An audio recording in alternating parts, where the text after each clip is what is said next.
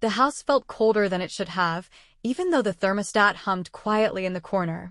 Every step I took echoed louder than usual, the sound bouncing off walls that seemed more distant, more hollow. I paused in the entryway, staring at the photos lining the hallway. There we were, smiling at his cousin's wedding, his arms slung lazily over my shoulder. In another, we stood beside the cabin we rented every winter, snowflakes caught in our hair. Each frame mocked me now, reminders of the life I thought we were building together. I walked past them, heading for the kitchen, where I knew he'd left his coffee cup that morning. It was still there, half empty, a faint ring of coffee staining the inside. Beside it sat a notepad with his messy scrawl, "Don't forget groceries. Love you. Love you." The words cut through me like glass. What kind of man wrote, "Love you," and then turned around and betrayed everything it meant? I picked up the coffee cup and hurled it against the wall. It shattered into 1,000 tiny pieces, shards scattering across the counter and floor. My breathing was ragged now, tears flowing freely as the weight of the moment bore down on me. My phone buzzed again from where it had landed in the car.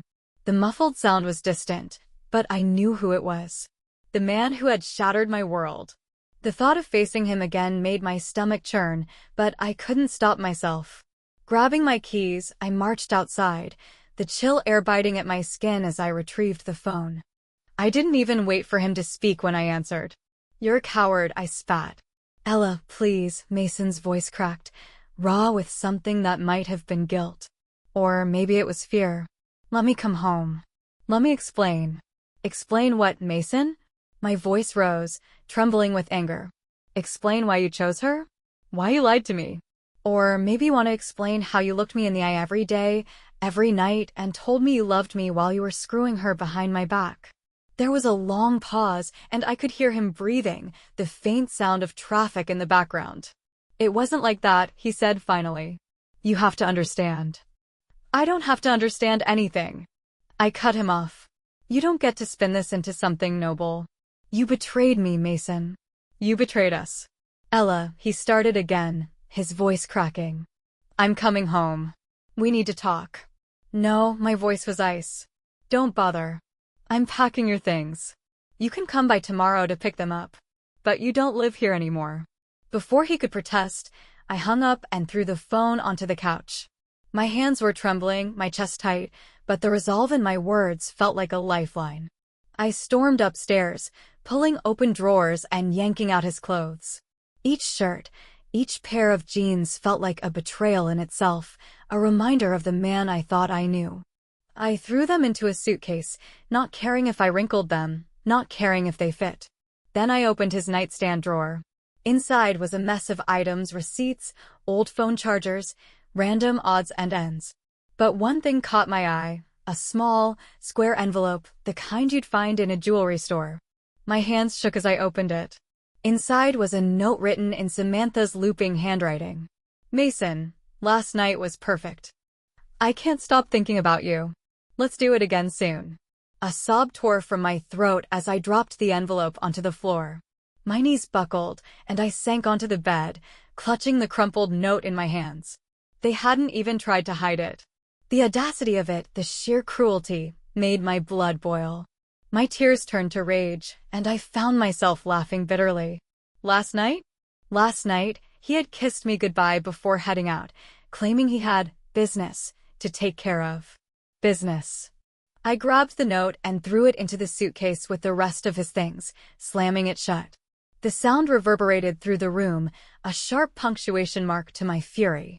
It was nearly midnight when I heard the front door creak open. I'd locked it, but Mason still had his key. The audacity of his entrance, the quiet footsteps, the soft closing of the door, lit a fire under my skin. I sat in the living room, lights off, waiting like a predator in the shadows. The suitcase was by the door, packed and ready. I had left it there as a message, the first thing he'd see when he walked in. "Ella." His voice broke the silence, tentative, almost pleading. I flicked on the lamp beside me, the sudden light cutting through the darkness. Mason froze when he saw me, his gaze darting to the suitcase. "Get out," I said flatly, my voice calm but sharp enough to cut glass. "Ella, please," he began, stepping closer. You're not even giving me a chance to explain. Explain? I shot to my feet, my heart pounding in my chest. Explain what, Mason? How you managed to betray me with her? Or maybe how you justified it in that selfish, disgusting head of yours. His shoulders sagged, and he ran a hand through his hair, the picture of a man who thought pity might save him. It wasn't planned, he said softly. It just happened. I laughed, the sound bitter and raw. It just happened? I repeated. You're seriously going to stand there and tell me this was some kind of accident? That you tripped and fell into bed with my coworker? He flinched at my words, but I wasn't finished. How long, Mason? I demanded, taking a step closer. How long have you been lying to me? He hesitated, and the silence felt like a noose tightening around my neck. 6 months, he finally admitted, his voice barely above a whisper. The breath rushed out of me like I'd been punched. 6 months. Half a year of lies. Half a year of pretending. 6 months. My voice cracked, disbelief and fury blending into something primal. That long? And you just... what? Smiled at me every day like nothing was wrong? Slept in our bed, ate the meals I cooked, made love to me, all while she... It wasn't like that, he interrupted, his voice rising defensively. I never stopped loving you, Ella. I was just... Don't you dare, I snarled, cutting him off. Don't you dare say you loved me. Because if you did, you wouldn't have done this. Love doesn't look like this, Mason. He opened his mouth to respond, but I wasn't finished. Do you know what hurts the most? I continued, my voice trembling. It's not even the affair itself. It's who you did it with. You didn't just betray me. You humiliated me. You dragged her into my world, into my workplace. You made a fool of me in front of people I trusted. Mason's face crumpled, and for a moment, I thought he might cry. But then his expression hardened, and something bitter crept into his tone. I made a mistake, okay? He said, his voice sharp now. But you're not perfect either, Ella. You've been distant. Cold. Always so quick to criticize. I felt invisible. Invisible. I stared at him, my anger boiling over. So this is my fault now? I shouted, my voice echoing through the house. You cheat on me, and suddenly it's because I didn't praise you enough? You're unbelievable, Mason. You're pathetic. Ella. No. I cut him off again, my hands trembling as I pointed to the door. Get out. Take your lies, take your excuses, and take your goddamn suitcase. I don't want to look at you anymore. He stood there for a long moment, his jaw tight, his eyes flickering with something I couldn't quite place. Regret? Defiance?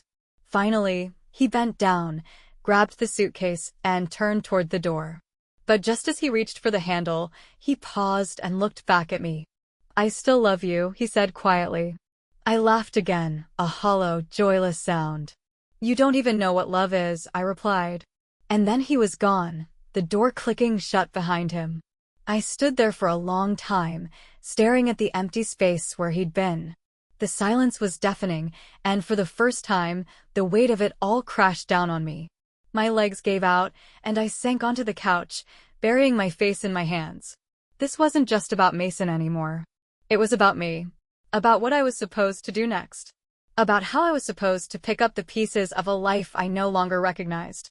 The house was unbearably silent when I woke up the next morning, the kind of silence that presses on your chest and makes it hard to breathe. Sunlight filtered weakly through the curtains, illuminating the evidence of my outburst the night before, the shattered coffee mug on the kitchen floor, the scratches on the hardwood from when I dragged his suitcase to the door. I stared at the ceiling, the weight of it all pressing down on me. He was gone. Mason, the man I'd built a life with, was gone. Not just physically, but in every way that mattered. And I didn't know what to do with myself. Dragging myself out of bed, I padded into the kitchen and stared at the mess I'd made. For a long moment, I just stood there, frozen, as memories of the night before flooded back. His excuses, his lies, his pathetic attempt to shift the blame onto me. Invisible. The word echoed in my head, and I felt a fresh wave of anger surge through me. How dare he? How dare he make me feel like I was responsible for his betrayal? I grabbed the broom and began sweeping up the shards of the mug, the rhythmic motion giving me something to focus on. But as I worked, my mind drifted to the note I'd found in his nightstand. Mason, last night was perfect. I can't stop thinking about you. The words were burned into my brain. Samantha's handwriting, her smug tone, it was all too much. My anger boiled over, and before I knew it, I was texting her.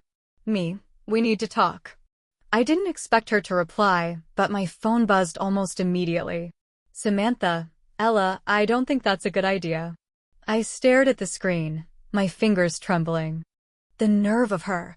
You owe me answers. Meet me at the coffee shop on Main in an hour.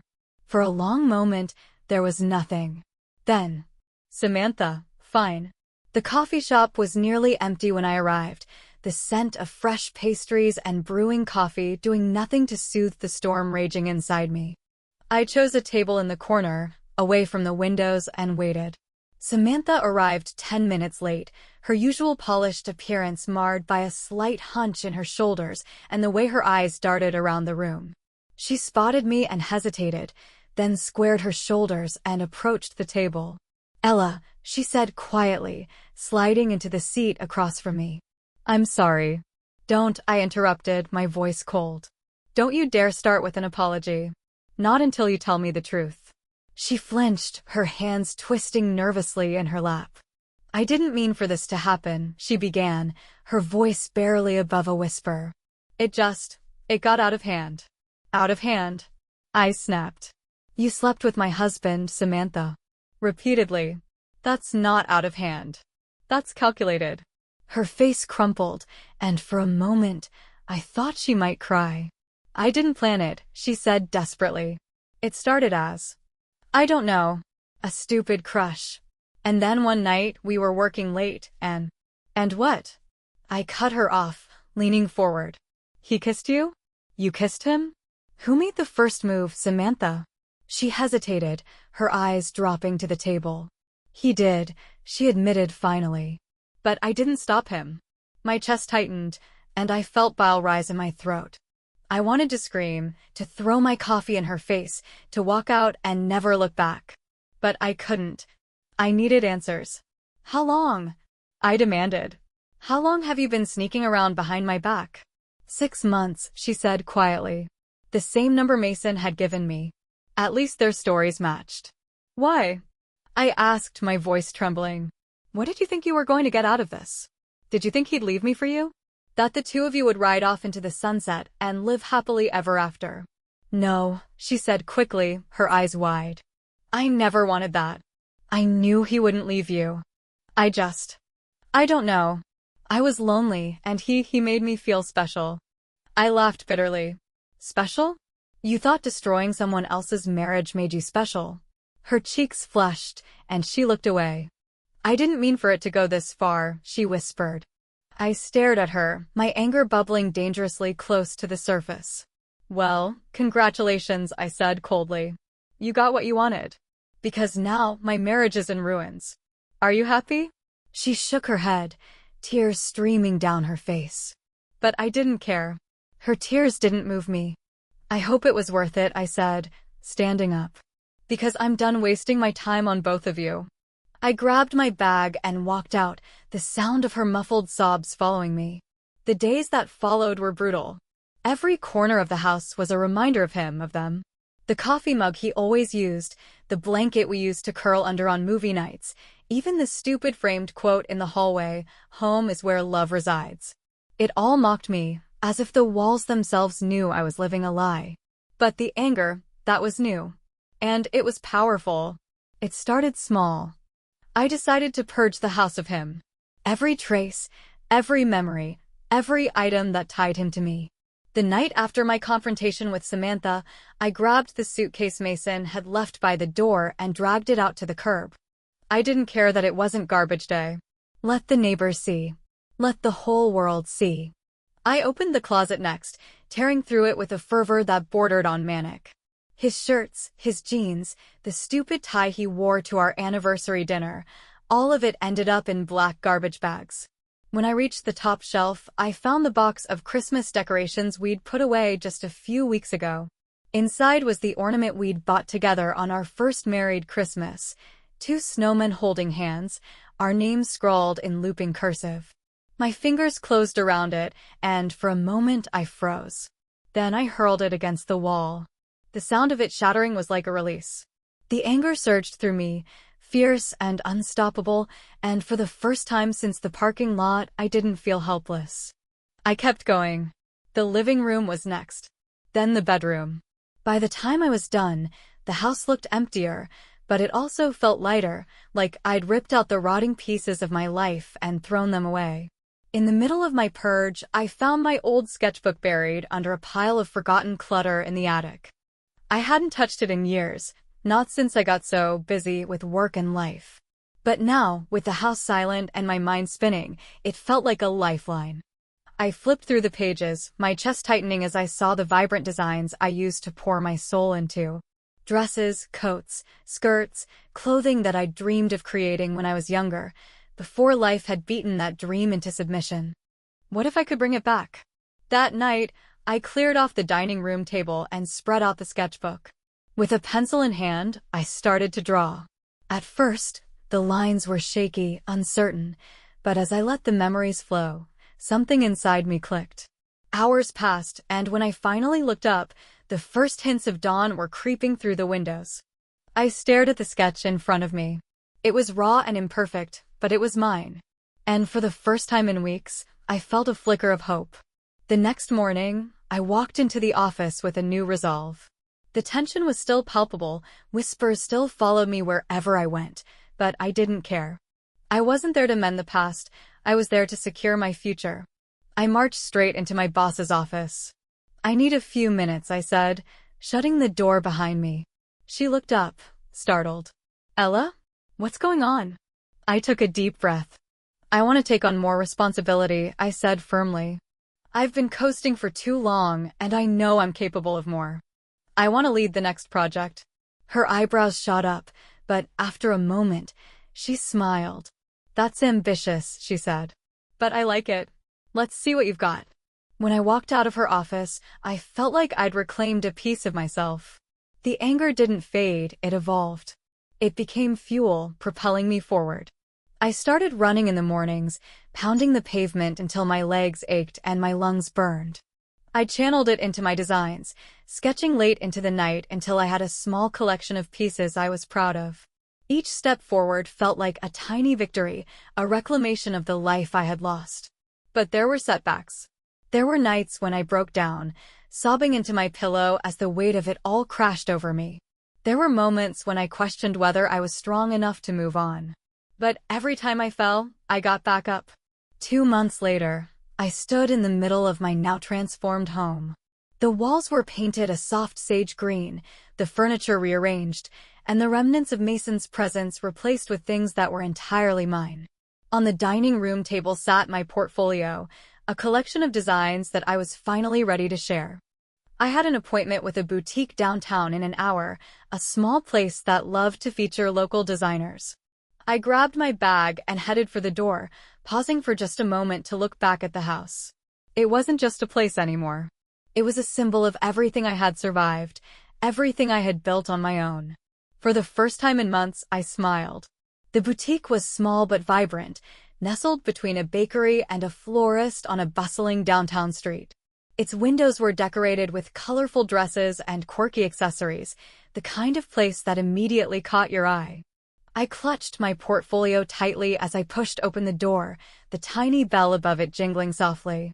A woman behind the counter looked up, her warm smile immediately putting me at ease. She was in her late 40s, with auburn hair pulled into a loose bun and glasses perched on her nose. "You must be Ella," she said, extending a hand. "I'm Marcy. I've been looking forward to seeing your work." Her sincerity steadied me, and I handed her the portfolio with a small smile. "Thank you for meeting with me." Marcy flipped through the pages, her brows furrowing in concentration. The silence stretched on, and I felt my heart pounding in my chest. But then, she looked up, her smile widening. "These are incredible," she said. "You have a real eye for detail and a unique voice in your designs. I think our customers will love this." Relief washed over me, and for the first time in what felt like forever, pride swelled in my chest. Let's start with a small collection, Marcy continued. 5 or 6 pieces, and we'll see how they do. If they sell well, and I think they will, we can talk about expanding. I nodded, barely able to contain my excitement. That sounds perfect. Thank you so much. As I left the boutique, the cool spring air felt fresher than it had in months. My designs, my work, would finally have a place in the world. It wasn't just my career that needed rebuilding. Over the next few weeks, I began reconnecting with friends and family I had drifted away from during my marriage. I called my sister, Julie, who lived 3 hours away but promised to visit soon. We stayed on the phone for hours, laughing about childhood memories and sharing stories about the chaos of adulthood. I reached out to my old college roommate, Vanessa, who insisted we meet for coffee. She didn't ask too many questions about Mason, sensing that I wasn't ready to rehash the details, but her support was unwavering. "You're going to come out of this stronger than ever," Vanessa said, squeezing my hand across the table. And slowly, I began to believe her. 3 months after Mason walked out of my life, I saw him again. It was at the grocery store, of all places, in the cereal aisle. He looked thinner, tired, like the weight of his decisions had finally caught up with him. For a moment, we just stared at each other, neither of us knowing what to say. "Ella," he said finally, his voice soft. "You look good." I nodded, keeping my expression neutral. "I am good." He hesitated, rubbing the back of his neck. I've been thinking about you. About us. I made a mistake, Ella. A terrible mistake." The words hung in the air, but they didn't carry the weight they once would have. I looked at him, really looked at him, and realized something I hadn't before. I didn't love him anymore. "I'm glad you've realized that," I said calmly. "But it's too late, Mason. There's nothing left to save." He opened his mouth to respond, but I held up a hand. "I've moved on. I'm building a life that has no room for lies or betrayal. I hope you find whatever it is you're looking for, but it's not me." His shoulders slumped, and he nodded. "I'm sorry, Ella. For everything." I didn't respond. I didn't need to. I turned and walked away, leaving him standing there with the cereal boxes and the weight of his regret. The boutique sales exceeded both my expectations and Marcy's. My small collection sold out within weeks, and soon, I was working on a second line. But it wasn't just about the work. It was about me. About reclaiming my identity and creating a life I could be proud of. One evening, as I stood in the boutique watching a customer try on one of my dresses, I felt a sense of peace wash over me. I wasn't the same woman who had confronted Mason in that parking lot months ago. I was stronger, wiser, and finally free. I smiled, not at anyone in particular, but because I could. Because I'd earned it. And that was enough. Years later, when my name appeared in a local magazine as an up-and-coming designer, I didn't think of Mason or Samantha. They were ghosts of a past life, distant and irrelevant. What mattered was the present, the life I'd built, the success I'd worked for, and the person I'd become. And in the quiet moments, when I looked back at everything I'd been through, I felt something unexpected: gratitude. Because without the pain, without the betrayal, I might never have found the strength to become the woman I was always meant to be. The woman who had rebuilt herself from the ashes. The woman who had finally learned to thrive.